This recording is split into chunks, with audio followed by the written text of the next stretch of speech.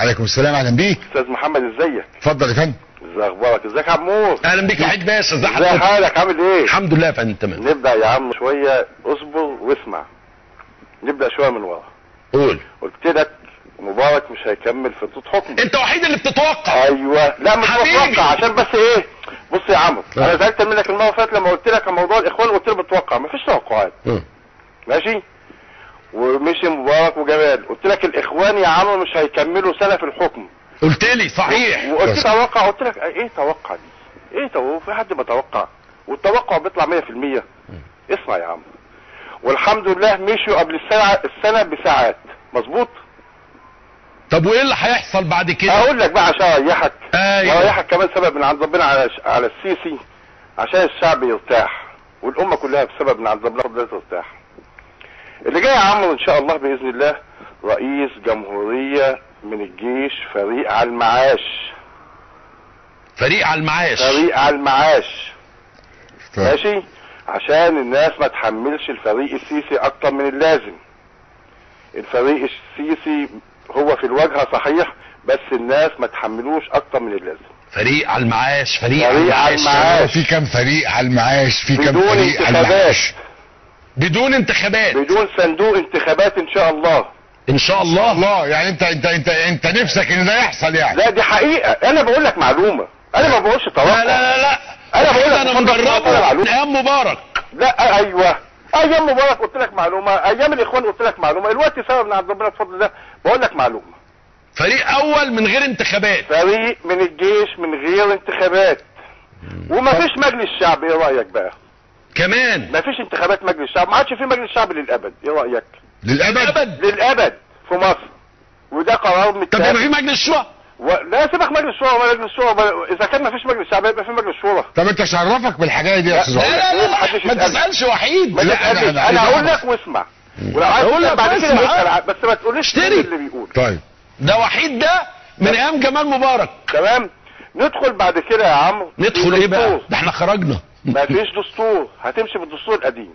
مفيش دستور؟ مفيش دستور، لا هنمشي بالدستور القديم ولا الكلام الفاضي. والرئيس اللي جاي فريق على المعاش. لا بدون ومفيش انتخابات. انا بقول لك معلومه دلوقتي سبب من عند ربنا بفضل الله سبحانه وتعالى. هنمشي باللي فات بتاع مرسي ولا اللي قبل اللي قبليه؟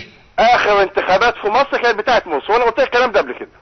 اخر واول انتخابات تمت في مصر هي بتاعه مرسي. قلت لك مفيش معلومه، مفيش يا عمرو. البلد دي ماسكها ناس محترمه جدا، والله العظيم، وما يصحش ان هم يظهروا على الساحه ابدا. يعني هيبقى دستور 2012 ولا 71؟ نعم يا فندم. انهي دستور هشتغل بيه؟ هتشتغل بالدستور القديم اللي هو اكيد 71. لان مفيش دستور هيتعمل. تمام. وبعدين مفيش سيسي، مفيش برلمان، مفيش دستور، مفيش مجلس شعب للابد ان شاء الله اتفضل. مرحبا فيه. اكلمك بقى في نقطه ثانيه مهمه. اقول سوريا مالها؟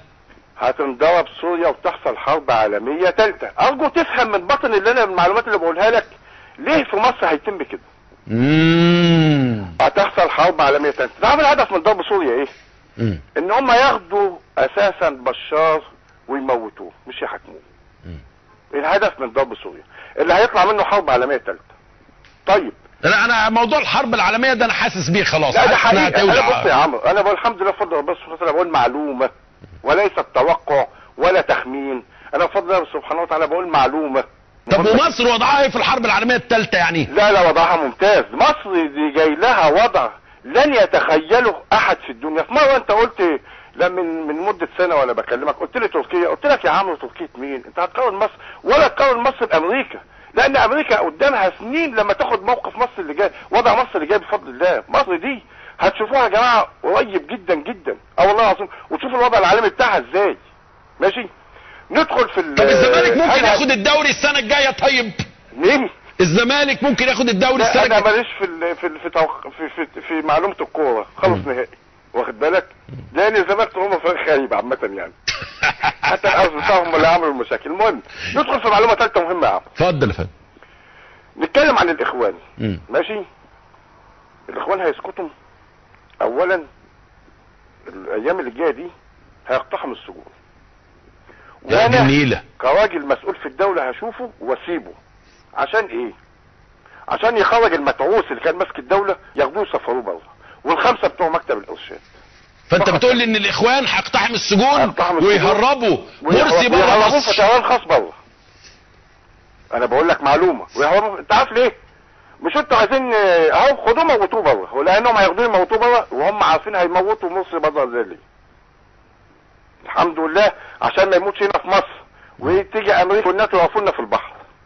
انا بقول لك دي معلومه، واخد بالك؟ بس انا سايبك حط ايدك في جيبي وهسيب تاخد اللي في جيبي عشان اساسا ايه اقضي على كل بعد الموقف ده، اقضي ان شاء الله على كل الجماعات الاسلاميه بالكامل وما عادش يبقى لهم ذكر في الدنيا. الوحيد انت بتشتغل ايه؟ لا ماليش دعوه، بقول لك يا عمرو بلاش اسئله اكتر من لازم. احنا اسال في مجال الحديث بتاع السياسه. ده هو ما سالش غير السؤال ده. لا ما يبقى اتصل بيا يا عمرو، ما التليفون عندك هناك اقول لك انا بشتغل ايه. لا يبقى سيبه في الكنترول بقى عشان نكلمك ونستفسر ان في سؤالين شخصيين عند عمرو وعندي كده عايزين نسالك عليهم. الاثنين احنا اتوهنا قبل كده انا وانت واسمه ايه ده عبد المنعم بتاع عضو مجلس الشعب، كان عبد المنعم علاء عبد المنعم على كيلو كباب وكفته، انت ما جبتوش. هو اللي ما جابوش. هو اللي ما جابوش. انا اللي سبت. ماشي يا عمور. شكرا وحيد. عفوا يا عمور. اهلا بيك يا حبيبي. ايه الحلاوه دي؟ ده ايه الجمال ده؟ احنا هنبقى قاعدين في الفضاء. ادي احنا قاعدين زي ما قلت لحضراتكم هتشوفوا اشياء غير عاديه. خلينا نطلع فاصل اعلان.